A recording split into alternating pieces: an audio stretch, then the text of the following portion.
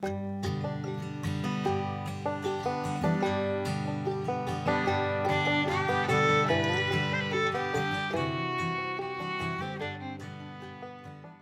the name of the Lord be glorified. I thank God for this wonderful opportunity that God has given us to come to the throne room with humble adoration. For today's short devotion, let us read from Hebrew chapter 10, verse 19 to 22. Therefore, brothers, since we have confidence to enter the most holy place by the blood of Jesus, by a new and living way opened for us through the curtain that is his body. And since we have a great priest over the house of God, let us draw near to God with a sincere heart in full assurance of faith, having our hearts sprinkled to cleanse us from a guilty conscience and having our bodies washed with pure water. May the Lord bless the reading of this precious and powerful word. In this portion of Scripture, we find encouragement for God's people to persevere and draw near to Him. When we face any difficult situations, many of us have a tendency to power through in our own strength, but the reality is that is never effective. God wants us to come closer to Him.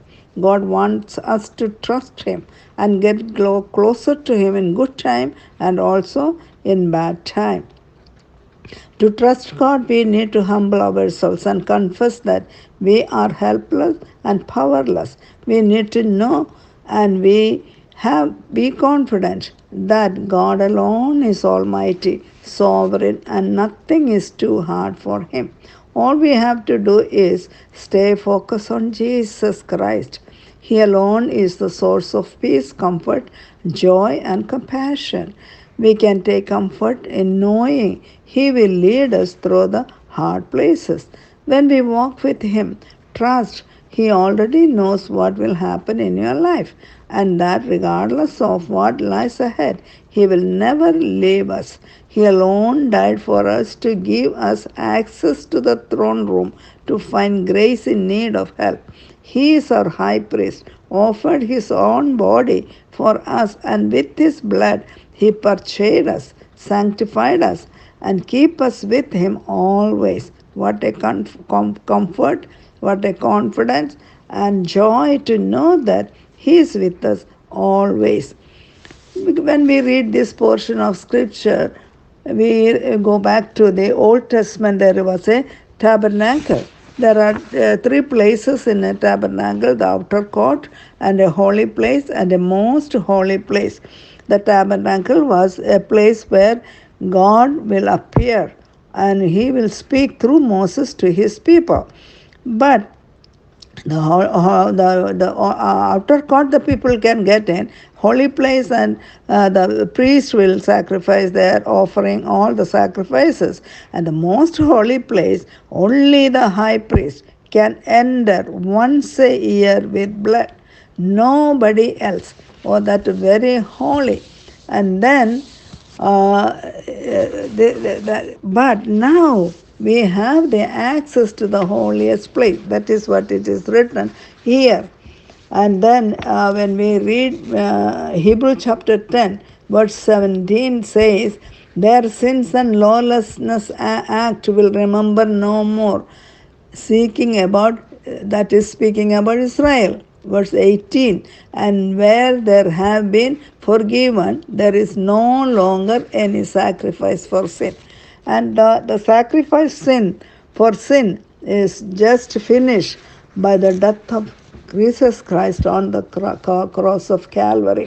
Then verse 19 start with a promise that we have confidence to enter the most holy place by the blood of Jesus Christ, by a new and living way opened for us through the curtain that is His body. Remember, when Jesus was on the cross, when His body was broken, what happened? The curtain in the temple was torn from top to bottom. That is the new and living way open for us. We have the access to enter into the holiest holy place. This new way was opened for us through Jesus Christ. Christ's body was broken on the cross for us. His blood and life was the only source that enabled us to get inside the throne of grace. What a privilege! Now we don't need an earthly high priest to get in there with blood once a year. Our high priest is Jesus Christ. What is a temple? The temple is the place where the holy God dwells, not the physical temple. Now we have the confidence that through Jesus Christ, our high priest gave us the confidence and courage to enter into the holy presence of God for grace and mercy. Hebrews chapter 4:16 read like this. Let us then approach the throne of grace with confidence so that we may receive mercy and grace to help us in our time of need. What a privilege, what a promise. But remember, there are few principles that God has laid before us before we enter into the throne room. Let us see what are they. In verse 22, let us draw near to God with a sincere heart, full of assurance of faith, having our hearts sprinkled to cleanse us from a guilty conscience, and having our bodies washed with pure water. Here we see our heart, our conscience, and our body have to be clean before we enter into the throne room. How can we keep our guilty conscience pure? By sprinkling. First Peter chapter 1 verse 2 says, by sanctifying the works of the Holy Spirit for obedience to Jesus Christ and sprinkling by His blood. When we are sprinkled by His blood, we receive the life of Jesus Christ in our hearts. Heart is the origin of life. When the Holy Spirit come in and dwell in our hearts, we receive the eternal life from God. Therefore, if we want to enter into the God's throne room, we are sanctified by the blood of Jesus Christ. Then, number 2, we receive the confidence and strength to get closer to the Holy God only through the sanctification of our conscience. That is also very important. How our conscience to be clear before we come to the throne room to offer our sacrifices. Number 3, we need our body washed in pure water. Leviticus 16:4 says, when the priests enter into the temple of God, first they need to wash their body. Same way, we also need to keep our body clean all the time before we come to the throne room.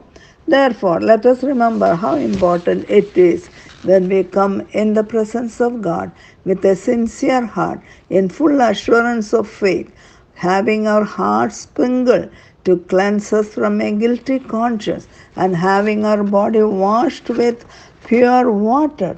And also, when we come in the presence of God, let us examine our hearts, conscience, and body and see if there is any unholy things that are hidden in our heart. The psalmist says, if I had any iniquities in my heart, God will not answer my prayer. That is very important. We have to remember that before we come to the throne room. We are sanctified by the blood of Jesus Christ. That is once for all. But every day we need the sanctification. Every day we have to need, just as we take a shower and change our clothes, every day we need a sanctification of our hearts, our conscience, and our body. In Matthew chapter 5, verse 23 says, therefore, if you are offering your gift at the altar, and there remember that your brother has something against you, leave your gift there in front of the altar. First, go and be reconciled to your brother, then come and offer a gift. What does that mean? When we come to offer our thanksgiving, offer our prayers, offer our worship, we have to have a clear conscience. What does that mean? If we have anything against our brothers, any unforgiven sins in our hearts, we have to confess, and we have to get the confidence from Him. Also, there is another portion of scripture in Romans chapter 12, how we have to come living sacrifice. Therefore, I urge you, brothers, in view of God's mercy, to offer your bodies as living sacrifices, holy and pleasing to God. This is your spiritual act of worship. Do not conform any longer to the pattern of this world, but be transformed by the renewing of your mind. Then you will be able to test and approve what God's will is, His good, pleasing, and perfect will. See, these are important things. Before we come to the throne room, we have to make sure that our heart is clean, our conscience is clean, our body is clean. Yes, we may think that I am born again. Yes, that is true. When we are born again, we are sanctified by the blood of Jesus Christ. But we need a daily sanctification, because since we are in the flesh, our body is apt to commit sin. We may think that I am not committing any big sin, but any sin, even if a lie, if a bad thoughts come into our mind, that is sin before God. So we need a sanctification before we come to the throne room. We have to remember, and we have to get purification, get sanctification before we come to the throne room. So let us remember how important it is when we come in the presence of God with a sincere heart, in full assurance of faith, having our hearts sprinkled to cleanse us from guilt, a guilty conscience, and having our body washed with pure water. When Jesus spoke to the Samaritan woman, He said, the day is coming that people worship the Lord with what is that? In truth and spirit. When we come to the throne room to worship the Lord, we have to worship Him in truth and spirit. We have to keep our conscience free, and we have to open our heart before God and ask the Lord, and we have to confess that we have sinned against God, and we need a sanctification. Only God can cleanse our hearts, and we can open our hearts before God and ask the Holy Spirit to come into our heart and clean it and wash it with the precious word of God. And then as the psalmist,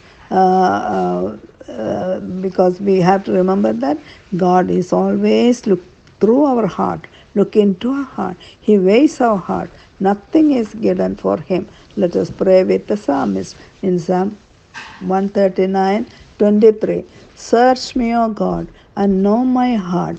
Test me and know my anxious thoughts. See if there is any offensive way in me, and lead me in the way of everlasting. Oh, yes. We have to pray this prayer every day before we come to the throne room. Sisters, let us examine our hearts before we come to worship the Lord. Any offering, our prayers, our worship, everything, when we offer to God, we have to remember that our heart should be clean and clear. So let us come to the throne room for sanctification and offer our thanksgiving and prayer to the Lord for His glory. Father, I thank you for this wonderful message that you have given to us. Let us open our hearts before you. Cleanse it, Lord, and clean it with the power of Holy Spirit and your precious word of God. And we have to be clean. Sanctify us and receive all our thanksgiving and worship in the precious name of our Lord and Savior Jesus Christ. Amen.